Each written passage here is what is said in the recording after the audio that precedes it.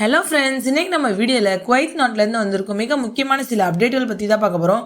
Kuwait விமான நிலையம் மீண்டும் ட்ரோன் தாக்குதல், பவர் பிளான்ட் சேதம் மற்றும் சில பகுதிகளில் மின்சாரம் துண்டிப்பு, மங்கஃப் பகுதியில் ட்ரோன் சிதறல் விழுந்து 2 பேர் காயமடைஞ்சிருக்காங்க. ஈத் காலத்தில் கூட்டம் கூடுவதற்கு தடை விதிச்சிருக்காங்க.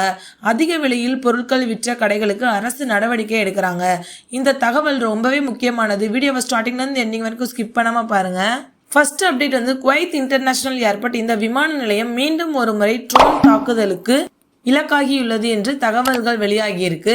அதிகாரிகள் கூறிய தகவலின்படி ட்ரோன் தாக்குதல் காரணமாக விமான நிலையத்தில் சில பகுதிகள் சேதமடைஞ்சிருக்கு. விமான நிலைய கட்டமைப்பில் சிறிய அளவிலான சேதம் மட்டுமே ஏற்பட்டிருக்கு. ஆனால் முக்கியமான விஷயம் என்னன்னா, எந்த உயிர் சேதமும் இல்லை, யாருக்கும் காயம் இல்லை, அதாவது யாரும் காயமடையவில்லை. இதனால் ஒரு பெரிய விபத்து தவிர்க்கப்பட்டது. அதே நேரத்தில் பாதுகாப்பு அதிகாரிகள் இந்த சம்பவம் குறித்து விசாரணை நடத்தி வராங்க. இப்போ நடக்கிற நிலைமையை பார்த்தா இந்த தாக்குதல்கள் குவைத் மட்டுமில்ல, மத்திய கிழக்கு பகுதியில் பல நாடுகள் இந்த தாக்குதலால் பாதிக்கப்பட்டிருக்கு. அதாவது Bahrain, Qatar, UAE, Saudi Arabia, Jordan இந்த நாடுகளும் பாதுகாப்பு எச்சரிக்கையில் தான் உள்ளன. மத்திய கிழக்கு பகுதியில் பாதுகாப்பு படைகள் உயர் எச்சரிக்கை நிலையில் உள்ளதாக தகவல் தெரிவிக்கின்றன.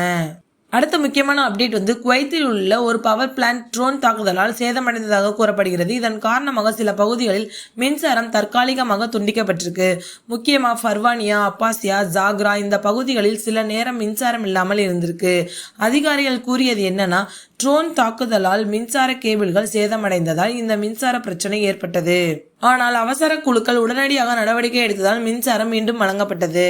நெக்ஸ்ட் குவைத்தில் உள்ள மங்கஃப் இந்த பகுதியில் ஒரு கட்டிடத்தின் மீது ட்ரோன் சிதறல் விழுந்ததாக தகவல் வெளியாகி இருக்கு. இதனால் 2 பேர் காயமடைஞ்சிருக்காங்க. அவர்களை உடனடியாக அருகில் உள்ள மருத்துவமனைக்கு கொண்டு செல்லப்பட்டு சிகிச்சை அளிக்கப்பட்டு வருகிறது. அவர்களின் நிலைமை தற்போது மாற்றமின்றி இருப்பதாக கூறப்படுகிறது.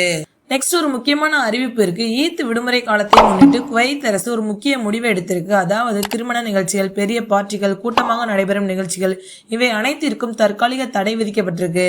இந்த முடிவு எடுக்கப்பட்டதுக்கு முக்கிய காரணம் என்னன்னா, பாதுகாப்பு நிலைமை தான். அரசு கூறியது என்னன்னா, மக்கள் அதிகமாக ஒரே இடத்தில் கூடினால் பாதுகாப்பு பிரச்சனை ஏற்பட வாய்ப்பு இருக்கு. அதனால இந்த தடை விதிச்சிருக்காங்க.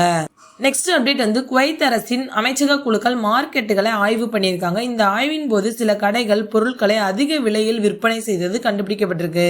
இதன் காரணமாக சில கடைகளுக்கு அபராதம் விதிக்கப்பட்டிருக்கு. சில கடைகளுக்கு எச்சரிக்கை கொடுத்திருக்காங்க. குவைத் அரசு தெளிவாக கூறியது என்னன்னா, இந்த நிலையில் சிலர் மக்களின் பிரச்சனையை பயன்படுத்தி விலை உயர்த்தக்கூடாது. அப்படி செய்தால் கடுமையான சட்ட நடவடிக்கை எடுக்கப்படும் சொல்லியிருக்காங்க.